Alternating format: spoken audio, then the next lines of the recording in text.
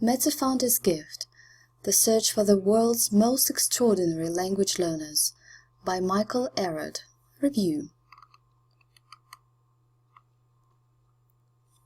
For those of us whose foreign language abilities extend little beyond ordering a cerveza or croque-monsieur, the polyglot is to be envied and admired.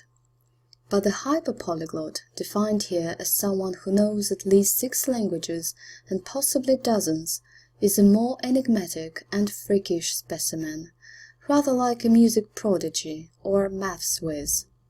Can some individuals really master a cornucopia of foreign languages when others struggle with the rudiments of one?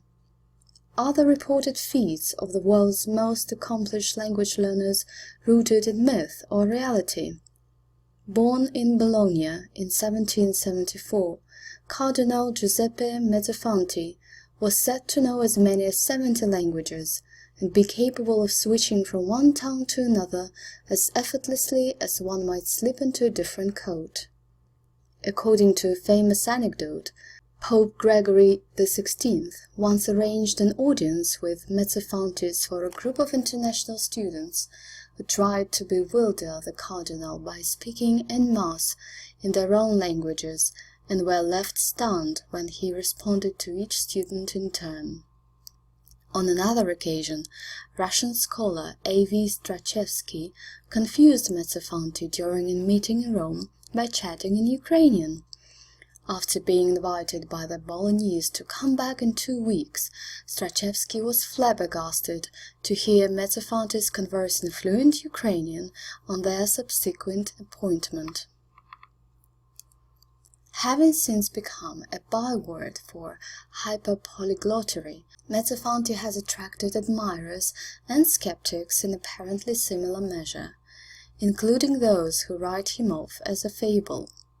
But if his talents are believed to surpass all others, he is not the only individual from past or present linked with extraordinary language proficiency. Emil Krebs, a German diplomat, active in the early 20th century, claimed to know 65 languages. Until the late 1990s, Zayed Fassar was down the Guinness Book of Records as speaking 56 fluently, but was wildly discredited after performing badly in a Mezzofantis-like test broadcast on Chilean television in 1997. Describing himself as a monolingual with benefits, author Michael Arad embarks on a globe-trotting mission to uncover the truth about hyperpolyglots. Starting in the Bolognese library that houses Mezzofanti's archive, he quickly dismisses any notion that hyperpolyglots of history, including Mezzofanti and English explorer Sir Richard Burton, had complete mastery of all their languages. 19th-century linguists would have been judged largely on the strength of their receptive skills, such as reading and translating, instead of the more demanding task of oral communication. When it came to the latter, the nature of exchanges between a cardinal and foreign dignitaries would have ensured Mezzofanti was rarely outside his comfort zone. What, then, of modern-day hyperpolyglots and the ignominy of Fassar? An encounter with Alexander Arguelles, whom Arad eventually befriends, reveals much about the disposition and abilities of so-called language accumulators.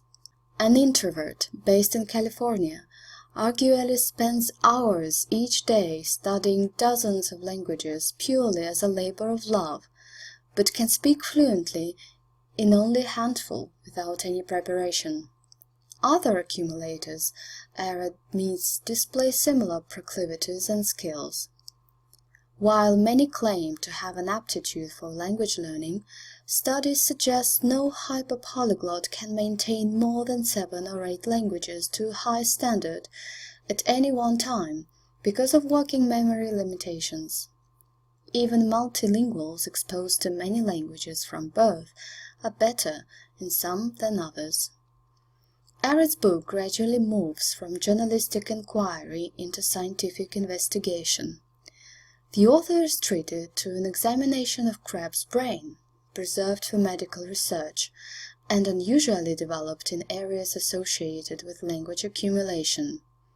Seeking to establish whether nature or nurture is primarily responsible for language talent, he also meets Christopher, a possible autism sufferer, although never formally diagnosed with the condition, who absorbs languages like a sponge, but exhibits some curious shortcomings, including a failure to master syntax.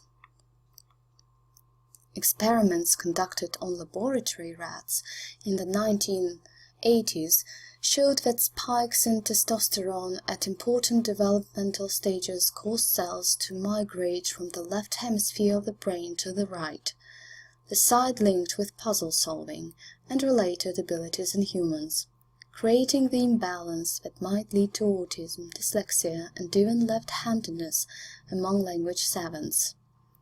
Despite indications that some individuals are biologically or genetically predisposed to be extraordinary language learners, however, Arad reveals equal support for alternative explanations. Crabbe may have formed additional neural connections by exercising his language faculties so heavily, much as an athlete trains a muscle. Learning a new language may be easier for a polyglot than a monoglot, because the former can recognize patterns based on existing knowledge, while the latter is starting from scratch. Aaron's discovery and ultimate revelation that Mezzofanti, of all people, relied on a method as banal as flashcards might disappoint readers looking for a magic key, but it could spur others to persevere with their own more elementary efforts.